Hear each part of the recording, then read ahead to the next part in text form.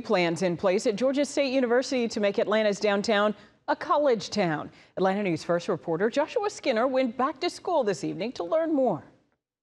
Look, I attended a military college, so I didn't have the normal college experience.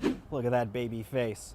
But Georgia State hopes that its future students have a lot better college experience than I did. Walking around the GSU campus might feel a little brighter in a couple of years. We need to define our campus and then drive activity to the core. Right now, that definition is concrete, like literal concrete. GSU COO L Jared Abramson knows this and wants to change it. So before, when we were a community institution, we didn't necessarily have the residence halls, we didn't have the big Division I football program either. So after a massive donation from the Woodruff Foundation, this is what change looks like. Tearing down Sparks Hall and creating the Panther Quad, altering the downtown landscape to the tune of $107 million in projects. We don't ever miss concrete downtown.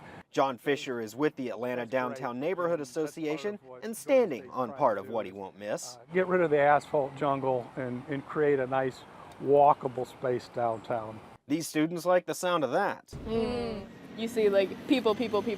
So for everyone to be more spread out like that. Because let's face it, the area doesn't always feel welcoming. Around the peripheral of our campus, there are things that are outside of our control. The ultimate goal? A college town downtown, rather than just a hodgepodge of buildings, giving students that college feel and some Panther spirit.